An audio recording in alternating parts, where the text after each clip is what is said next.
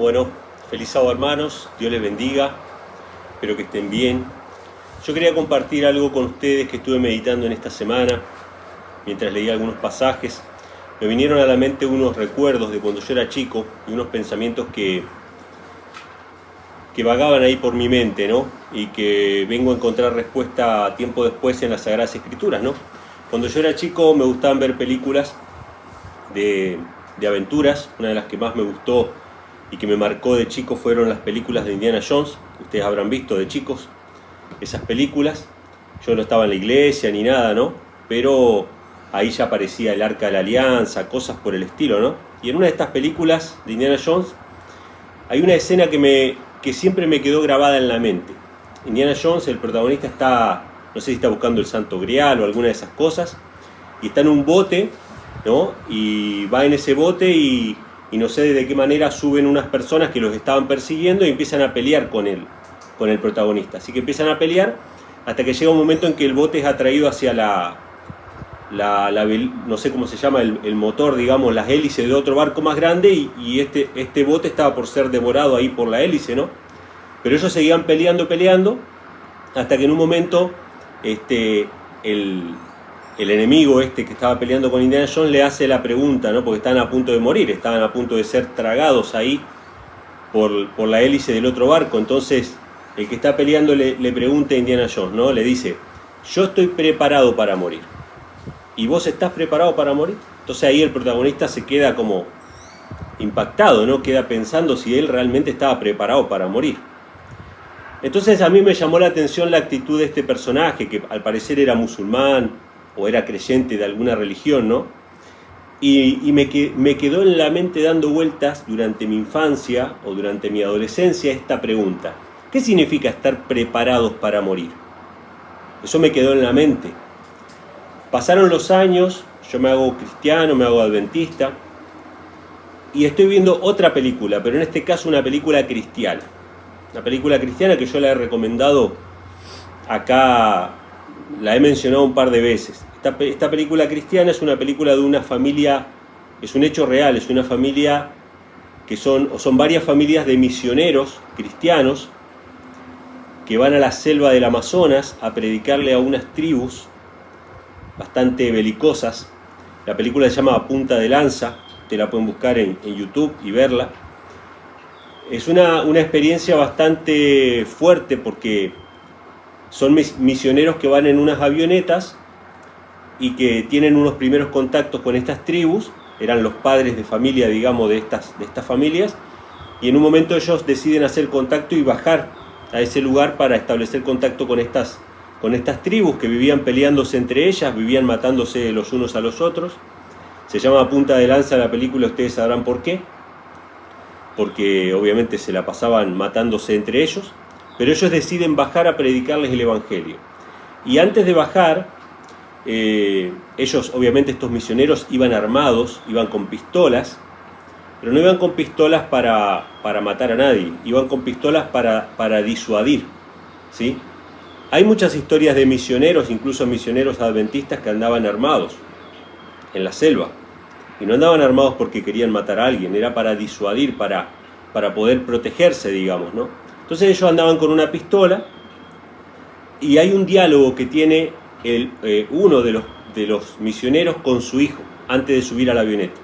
Entonces el hijo agarra y le dice al papá: papá, prométeme que si algo sale mal vas a usar el arma. Le dice el hijo al papá, ¿no?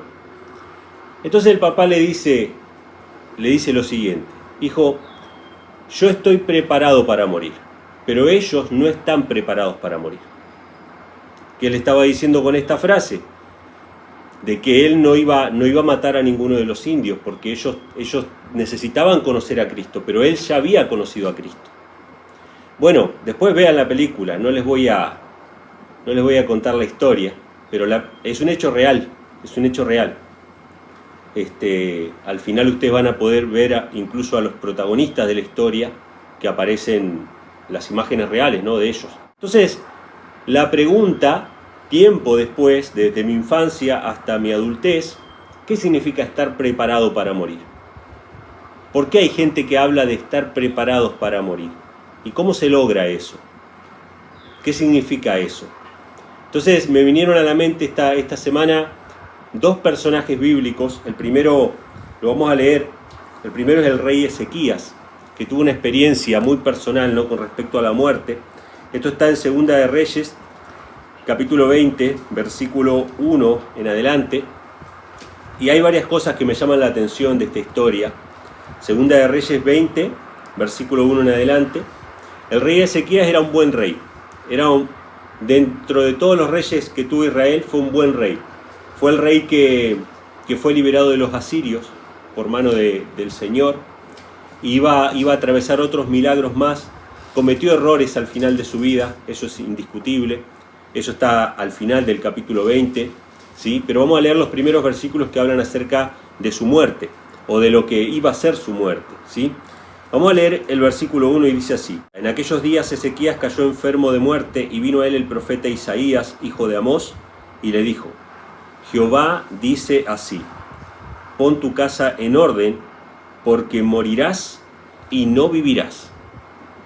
Imagínense ustedes, hermanos, la situación. Porque él enfermó, está bien, él enfermó de muerte.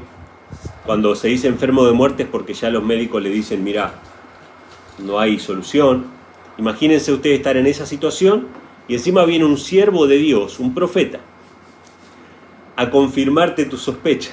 O sea, a eliminar absolutamente todo vestigio de esperanza acerca de la vida, porque ya viene un profeta de Dios, de parte de Dios, a decirte: pon tu casa en orden, porque vas a morir.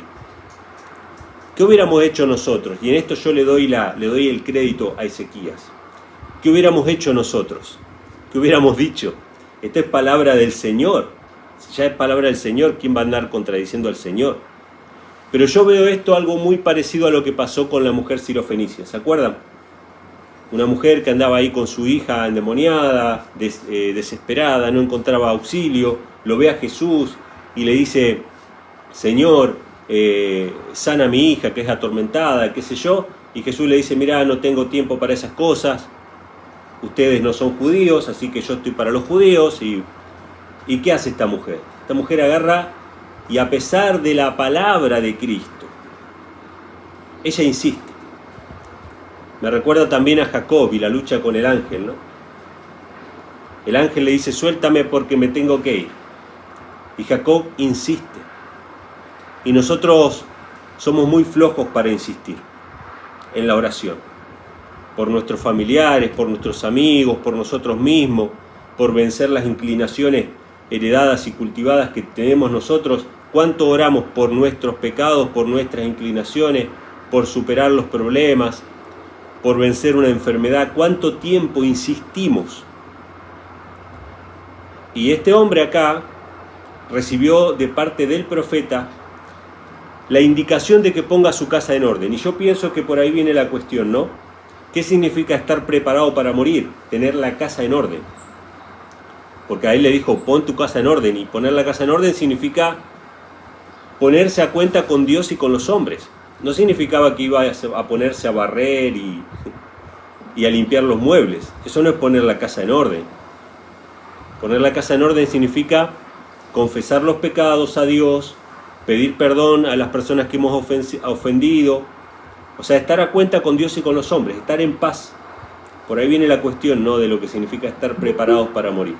Entonces, el profeta le dice eso, y en el versículo 2 dice así: él no aceptó esta palabra. Yo en esto le doy la derecha, ¿no?, le doy el crédito al rey Ezequías. Entonces él volvió su rostro a la pared y oró a Jehová y dijo: te ruego, oh Jehová, te ruego que hagas memoria de que he andado delante de ti en verdad y con íntegro corazón, y que he hecho las cosas que te agradan. Y lloró Ezequías con gran lloro. Y acá podríamos nosotros hablar, ¿no?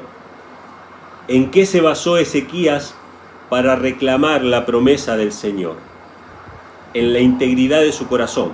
Y esto era verdad, ¿eh? Si ustedes leen la historia de Ezequías, realmente él era una persona íntegra. Él realmente eliminó los altares, combatió la idolatría, hizo lo que a Dios le agradaba.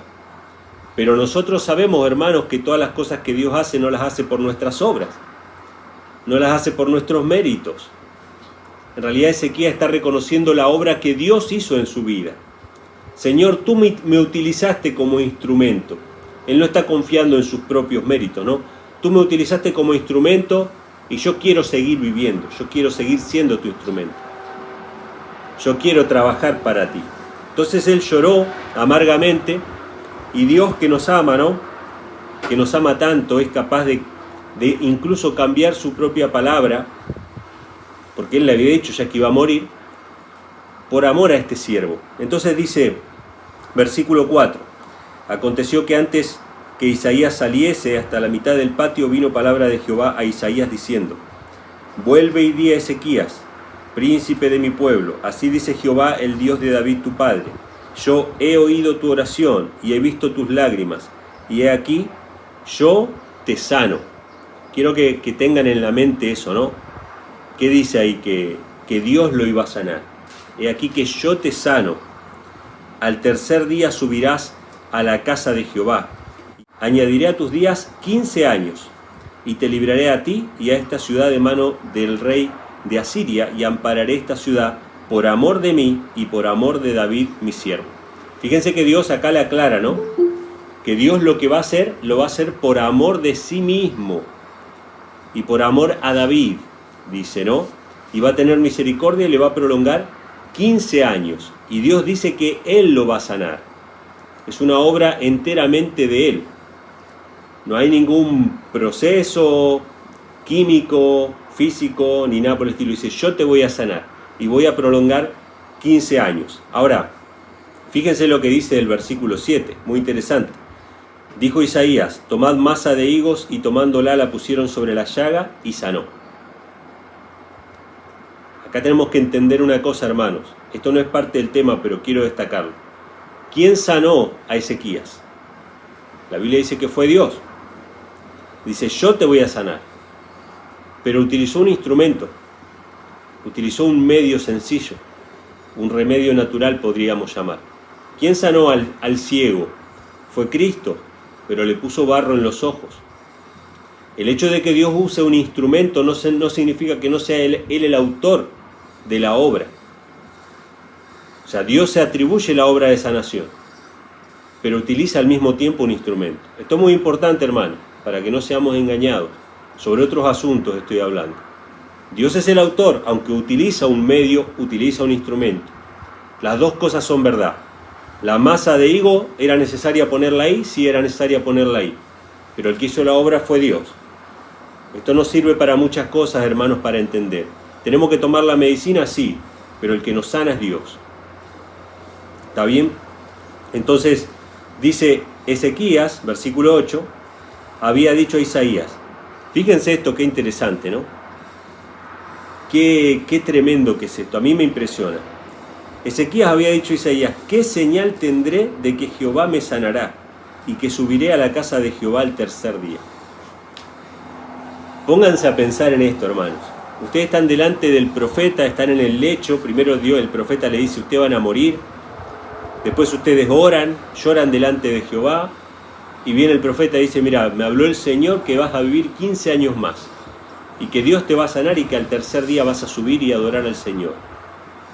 Y este hombre que estaba tan triste necesitaba una confirmación, necesitaba una señal. Y Dios nos dice con su palabra, vas a ser sano. En la palabra nos dice, ¿no? Vas a ser sano. Cuando Jesús le dice a un, no me acuerdo si era un paralítico, ¿no? ¿Qué quieres que te haga? Y él dice, quiero ser sano. Y él le dice, quiero, sé sano. Y la palabra está ahí. La palabra está ahí, que dice, vos vas a ser sano. Y sin embargo, nosotros nos cuesta creer en la palabra. Y necesitamos una señal. Y Dios, que nos tiene paciencia, demasiada paciencia, a veces hasta se preocupa de darnos una señal. Por boca de algún hermano, por algún acto providencial, por encontrar otro versículo que confirma lo que nosotros estábamos esperando recibir de parte de Dios, pero Dios se preocupa aún por eso, por nuestra falta de fe en la palabra, por nuestra falta de confianza en lo que Dios dice. Entonces dice el versículo 9, respondió Isaías, esta señal tendrás de Jehová, de que Jehová hará esto que ha dicho. ¿Avanzará la sombra 10 grados o retrocederá 10 grados? Y Ezequías respondió, fácil cosa es que la sombra decline 10 grados, pero no que la sombra vuelva atrás 10 grados. Entonces el profeta Isaías clamó a Jehová e hizo volver la sombra por los grados que había descendido en el reloj de Acaz 10 grados hacia atrás. Vamos a ponerlo en palabras criollas a esto. Ezequías quería una señal de que realmente iba a ser sano. No le bastó la palabra del profeta y Dios le movió el sol. Le movió el sol para atrás, le hizo retroceder el sol para que él creyera la palabra de que iba a ser sano. No vamos a seguir leyendo la historia de Ezequías, pero acá vemos muchas cosas. ¿Ezequías estaba preparado para morir? Evidentemente no estaba preparado para morir. Era un hombre íntegro, era un hombre que realmente obedeció al Señor. Él quería seguir viviendo, y aun cuando Dios por medio de su palabra le dijo que iba a seguir viviendo y le prometió 15 años más de vida, él todavía flaqueaba en su fe. Pero Dios misericordiosamente le dio una señal. Pero yo quiero contrastar la historia de Ezequías con la historia de otro hombre de fe, que es el apóstol Pablo. El apóstol Pablo, vamos a ir a la carta a los Filipenses. El apóstol Pablo era un hombre que realmente estuvo al borde de la muerte muchas veces en su vida. Él enumera en alguna ocasión todas las veces en que él estuvo a punto de morir. Fue apedreado, azotado, fue dado por muerto, fue perseguido en todos los lugares. Y el hombre ya estaba bastante curtido en ese sentido y sabía que la muerte era algo que podía suceder en cualquier momento, pero él estaba dispuesto a morir por Cristo. Entonces, vamos a ver cómo es que el apóstol Pablo sí estaba preparado para morir y cuál era la clave. Volvemos a la pregunta inicial. ¿Qué significa estar preparado para morir? ¿Estamos nosotros preparados para morir si tuviéramos que enfrentar esa situación? Vamos a leer Filipenses, donde está el famoso texto de Pablo, ¿no? Donde él menciona que el morir es ganancia, pero vamos a leer un poquito el contexto para entender cuál es la clave de estar preparados para morir. Esta carta a los Filipenses es durante el primer arresto de Pablo, el primer encarcelamiento de Pablo. Pablo está en la cárcel en esta ocasión, pero él sabe que todavía no llegó su hora de morir. Y esto quiero destacarlo, hermanos. Sin embargo, él estaba preparado para morir, aunque no había llegado todavía su hora. Quiero destacar esto. El apóstol Pablo llegó a tener una comunión tan íntima con Cristo que llegó a tener la misma percepción que tenía Cristo acerca de los tiempos. Si ustedes leen los evangelios, ustedes van a ver que Cristo sabe cuándo es su hora de morir. A Cristo lo amenazaron de muerte muchas veces y él sabía que todavía no había llegado su hora. A Cristo lo quisieron despeñar, lo quisieron apedrear, pero él salía caminando de en medio de ellos. Pero cuando llegó la hora de su crucifixión, ¿ustedes piensan que él no podría haber salido caminando de en medio de ellos? Claro que podría haberlo hecho, pero había llegado su hora de morir. Y él lo sabía. Y eso solamente se obtiene con la comunión íntima con Cristo. Y el apóstol Pablo sabía cuándo llegaba su hora de morir y cuándo no. Por más que estuviera en una situación adversa, como lo vamos a ver ahora. Filipenses capítulo 1, vamos a leer desde el versículo 19 hasta el versículo 25. Él está encarcelado, pero él sabe que va a ser liberado por las oraciones de los creyentes. Entonces dice así en el versículo 19. Filipenses 1:19. Porque sé que por vuestra oración y la suministración del Espíritu de Jesucristo, fíjense qué hermoso versículo, ¿no? Para otros temas. ¿El Espíritu de quién es? De Jesucristo. Esto se tornará para mi liberación. O sea, él sabía que iba a ser liberado, Dios se lo había revelado. Conforme a mi expectación y esperanza, que nada seré avergonzado. Antes, con toda confianza, como siempre, así también ahora Cristo será magnificado en mi cuerpo. Y escuchen lo que va a decir ahora. O por vida o por muerte. Los dos escenarios están presentes en las expectativas del apóstol Pablo. Entonces dice, versículo 21, porque para mí el vivir es Cristo y el morir es ganancia. Si yo les preguntara a ustedes, a este apóstol que está encarcelado, ¿ustedes piensan que él estaba preparado para morir o no? Yo creo que sí. ¿Cuál es la clave de estar preparado para morir? Lo acaba de mencionar él. Si para ti el vivir es Cristo, entonces siempre estás preparado para morir. Porque si tu vida es Cristo, morir es ganancia, ya que al abrir nuevamente los ojos, sin haber percibido el tiempo que haya pasado, lo próximo que vas a ver es a Cristo, cara a cara. Entonces, el que vive por Cristo sabe que la muerte es simplemente un abrir y un cerrar de ojos para ver al Señor. Para mí el vivir es Cristo y el morir es ganancia. Ahora lo va a desarrollar con más detalle.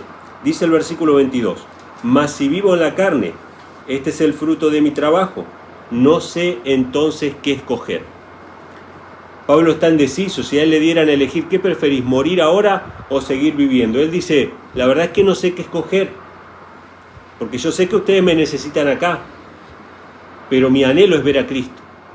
Entonces dice en el versículo 23, porque ambas cosas estoy puesto en estrecho, teniendo deseo de partir y estar con Cristo, lo cual es muchísimo mejor, pero quedando en la carne es más necesario por causa de vosotros, y confiando en esto, sé que quedaré y permaneceré con todos vosotros para nuestro provecho, para vuestro provecho y gozo de la fe, para que abunde vuestro regocijo por mí en Jesucristo, por mi presencia otra vez entre vosotros. Entonces él termina diciendo, ¿no? Si yo tuviera que morir ahora, estoy encarcelado, ¿no? Yo tuviera que entregar mi vida, yo estoy contento igual, porque yo anhelo ver a Cristo, pero sé que como Dios tiene todavía un trabajo que hacer, yo estoy gozoso de que voy a salir y voy a ser liberado para estar con ustedes nuevamente. Este hombre estaba preparado para morir. ¿Por qué? Porque vivía por Cristo, vivía para Cristo, vivía mirando el galardón, la vida eterna, ¿sí? Entonces no había ningún problema con enfrentar la muerte. Y esto lo vamos a ver en la segunda carta de Timoteo. Vamos a ir a segunda de Timoteo capítulo 1. Esta segunda carta de Timoteo la escribe Pablo también desde la cárcel, pero este es su segundo encarcelamiento. Y en su segundo encarcelamiento, él sabe que no va a salir de ahí. Él ya lo sabe. Y lo escribe y habla sobre eso. Pero aún sabiendo que él va a morir, él sigue trabajando para el Señor.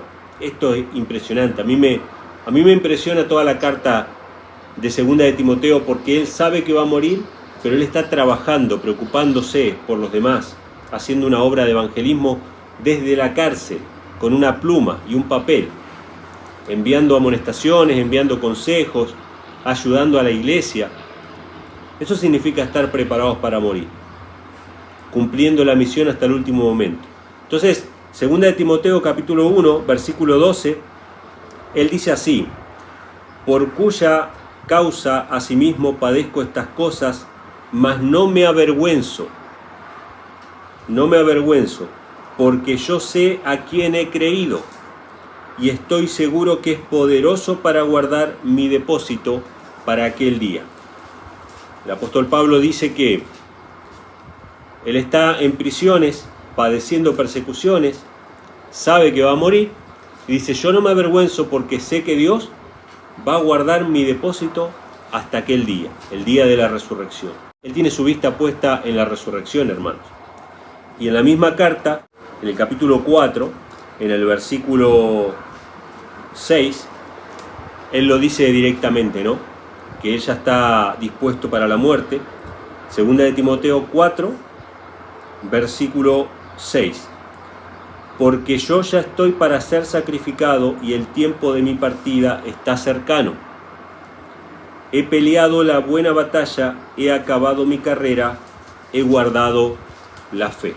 Por lo demás me está guardada la corona de justicia, la cual me dará el Señor, juez justo, en aquel día, y no solo a mí, sino también a todos los que aman su venida. Entonces, el apóstol Pablo estaba preparado para morir. Sabía cuándo le iba a llegar la muerte y cuándo no. A pesar de estar en situaciones complejas, él decía, todavía no llegó mi hora, como Cristo. Pero cuando llegó su hora, hermanos, él estaba tranquilo. ¿Por qué estaba tranquilo? ¿Por qué estaba gozoso? Porque para él iba a ser un abrir y un cerrar de ojos para ver al Señor. Ya llega el momento de mi partida, ya estoy para ser sacrificado, ya terminé la carrera, ya peleé la batalla y ya guardé la fe. Hermanos, si vivimos para Cristo, puede que nuestra muerte llegue de manera súbita, sin tiempo para reflexionar tantas cosas como tenía el apóstol Pablo, esperando su condena de muerte en la cárcel, ¿no? Fíjense, el apóstol Pablo estaba en una cárcel, sabía que tal día lo iban a matar y él tenía todo ese tiempo para meditar sobre eso, incluso hasta para escribir sobre eso. Pero muchas veces la muerte no llega de esa manera. La muerte llega de manera súbita, ¿sí? Sin esperar, sin tiempo de reflexión previo. Entonces, a la pregunta, ¿estamos preparados para morir? Si vivimos por Cristo, siempre, a cada momento estamos preparados para morir. Jesús le dijo también a los discípulos, sabiendo él cuándo llegaba su hora y cuándo no, les dijo, para ustedes la hora siempre está presta. O sea, Jesús, a diferencia de los discípulos siempre tenían oportunidad de ir al descanso. Entonces, hermanos, vivamos por Cristo, que para nosotros el vivir sea Cristo. Así el morir puede ser ganancia, podemos estar todo el tiempo preparados para enfrentar la muerte, con el gozo y la alegría de saber que lo próximo que veremos es al Señor en las nubes de los cielos viniendo con poder y gloria. Que Dios les bendiga, hermanos.